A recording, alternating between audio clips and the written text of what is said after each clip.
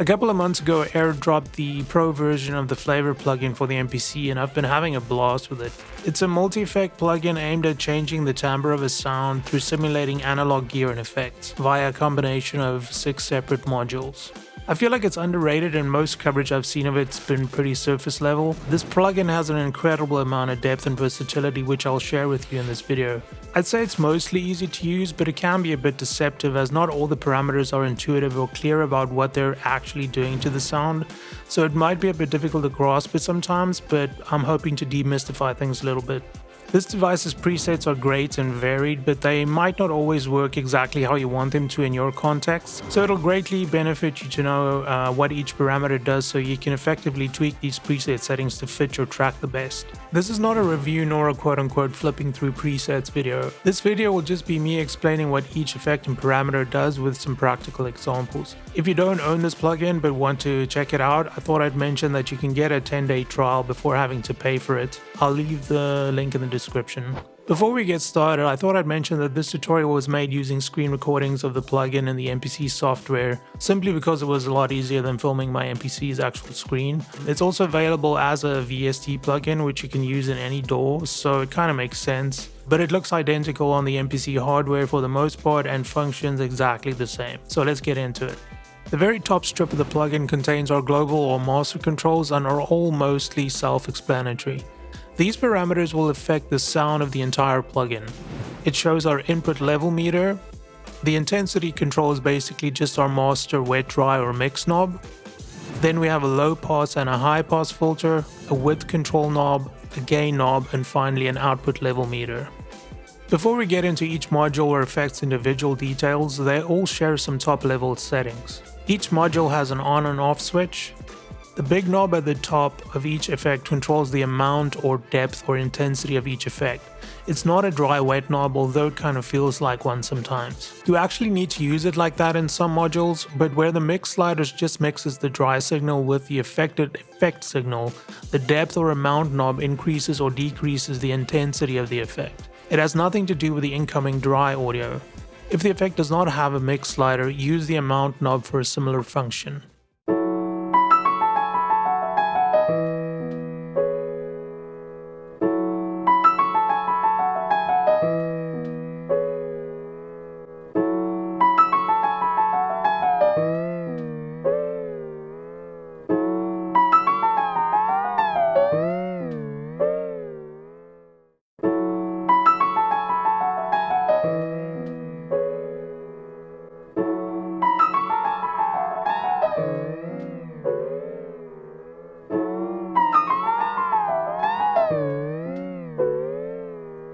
Lastly, each module has a vary slider, which enables you to increase or decrease the amount of random variation introduced within the effect. The results of this can be very subtle, and I wish the manual went into more depth on how it does this exactly, but it doesn't, so I'll speculate by saying that I think it's probably just subtly modulating some or all of the parameters within the effect to a certain degree around their respective settings.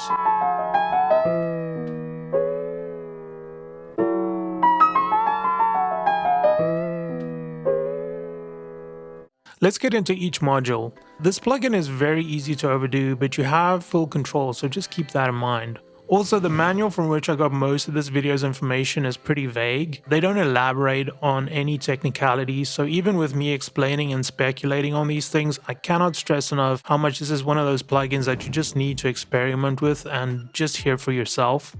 The first module we have is pitch. If you've ever used a tape emulation plugin, it's basically a way to introduce that old worn-out cassette or VHS tape wow and flutter effect in your sound. It enables you to have the pitch of your sound drift or change over time. The results of this module can be both subtle and completely over the top. We basically get 2 pitch modulators, a fast one and a slow one. We can pick the speed of each based on the hertz setting. The higher the amount, the faster the modulation will occur, and vice versa. We can then also blend between the two, and that's what the rate slider is for.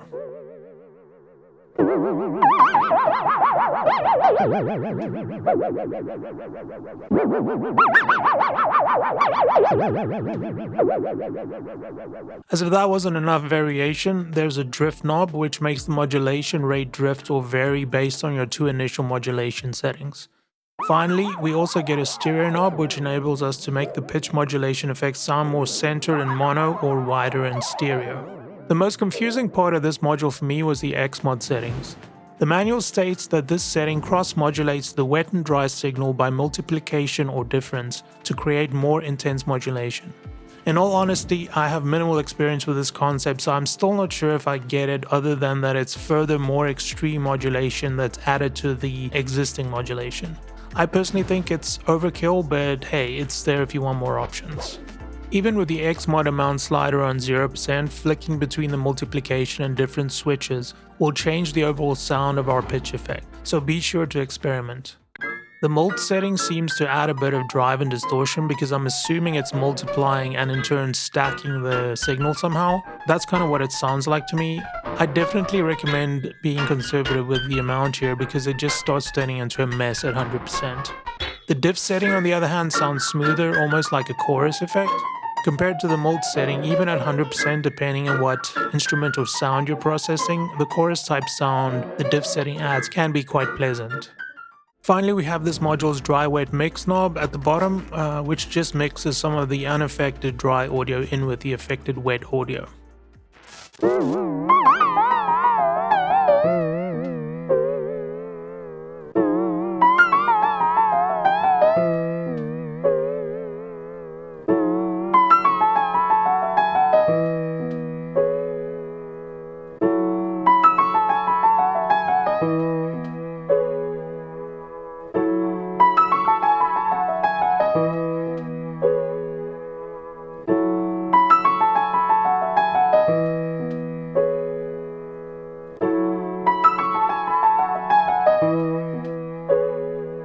If you're finding these tips helpful, I'd really appreciate it if you'd like this video and subscribe, as I'm trying to build the channel into something more significant. I have a whole bunch of other MPC and sampler videos in the works, so I hope to see you around. Distortion is one of my favorite modules. This effect gives us 9 distortion modules, each with their own sound and character. We have amp classic, amp heavy, tubes, transformer, vinyl, speaker, diodes, synth, and digital. Compared to the pitch module, it's much easier to understand and use. Basically, you simply flick through the different models and then use the filter settings along with the mix slider at the bottom and the big distortion amount knob to get the desired saturation. There's a high pass and low pass filter, which is self-explanatory, but then we also have a smoothing filter. According to the manual, this is just an additional low pass filter which is applied to the existing filters to smoothen the effect. In layman's terms, it just makes the filtering sound brighter with more treble with the slider all the way to the right at 20k, or darker and dull with the slider all the way to the left at 1k, and everything in between obviously. The filters affect the effect signal, not the dry signal or what you're feeding into the plugin, so use them to shape your distortion. You can, for instance, distort only or more of the high end than the low end and vice versa.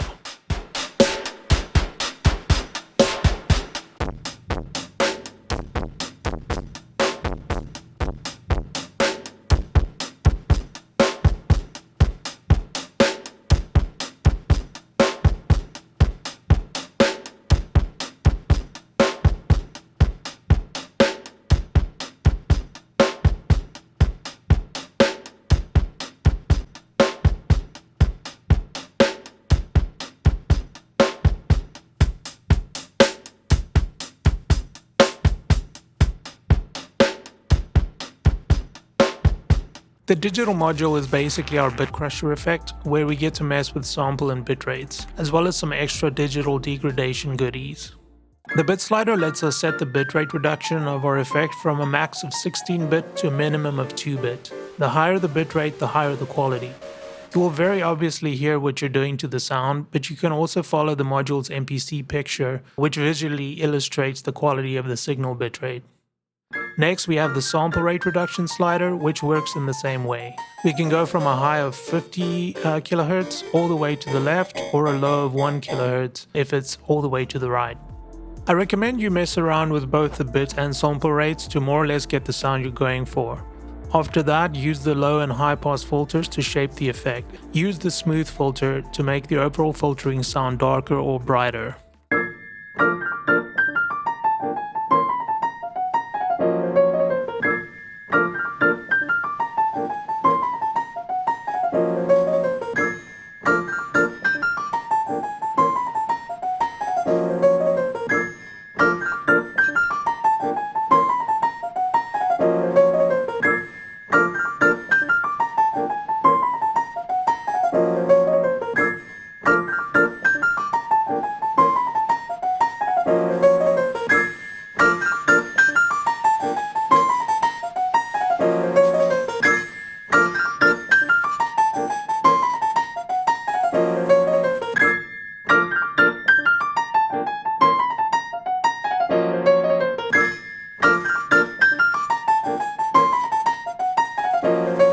Then we have the glitch knob, which adds some quote-unquote glitch artifacts to the sound.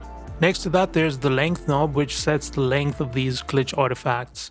The manual again does not elaborate on what this actually does, but it sounds like it adds additional white noise as well as a subtle delay effect of sorts, maybe even a bit of a stutter or beat repeat. It basically adds an extra layer of unpredictability, which is cool, but you're gonna have to experiment to get the results you want out of this function and to hear if it's even feasible using. This module has an envelope follower, which is great, as you can get away with a more extreme effect but make it sound less chaotic and more dynamic, as this ties the digital effect level with the incoming audio level. So instead of just a flat effect level across the board, using the envelope knob will make the effect more intense with louder incoming transients and less so on the softer, quieter parts.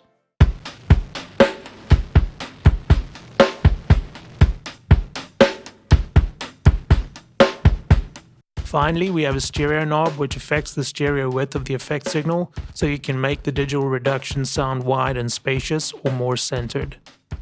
This is our vinyl simulator module. The rate slider adjusts the speed or quote-unquote thickness of the vinyl noise, and you can use the graphic as a visual guide again. It gives us complete volume control of each type of vinyl noise we're introducing to our signal, which includes crackle, clicks, pops, rumble, noise, and hum. The first three are self-explanatory. Rumble, however, adds what sounds like a bit of room noise.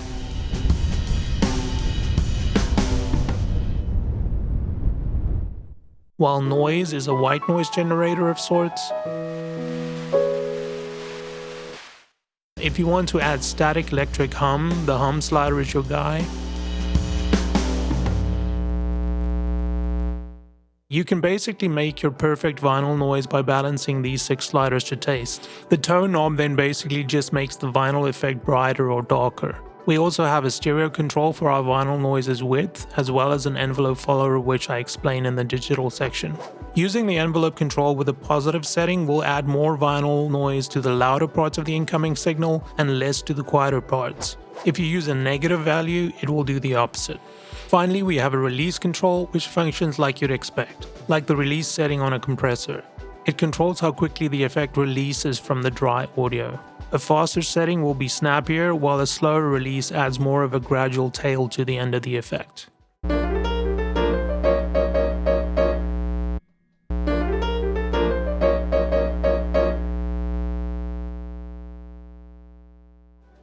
The volume module can be seen as a tremolo effect. It's basically the equivalent of having someone repeatedly turn the volume of the signal up and down at a certain speed. It's an amplitude modulator. Similar to our pitch module, we again have 2 modulators to choose from, a fast one and a slow one. The higher the hertz setting, the faster the modulation will be, and vice versa. We can again blend between the two using the rate slider. This time though, each modulator has its own drift knob, which again introduces some variation in the set rate, drifting from the center frequency, introducing some randomness.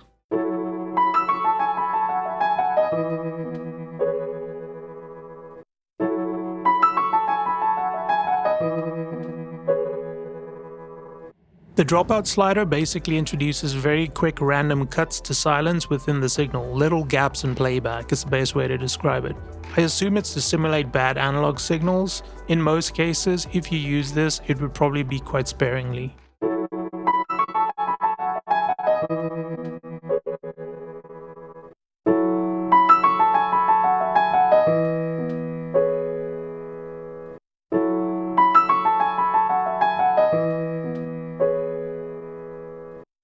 Finally, we have another stereo slider which enables us to adjust the width of the effect. We can make it more mono sounding or wider stereo. This final effect, Timbre, is the most straightforward of all and is basically just the final tonal control of the overall plugin.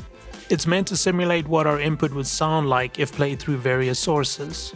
I'm not going to mention them all because there are 32 sources we can choose from. The neutral setting is just transparent and clean. Then they also offer some guitar and bass amps, various earbuds and headphones, boom boxes, gramophones, various studios, and more.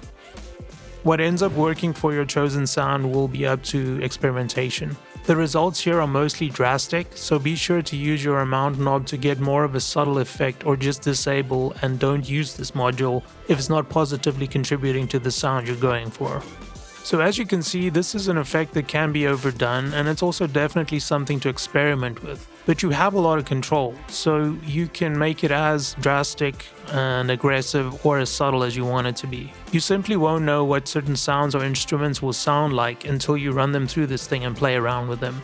So whether you start each Flavor Pro instance from scratch and tweak to taste, or whether you just use and alter presets, I hope this video gave you a better understanding of how this device works.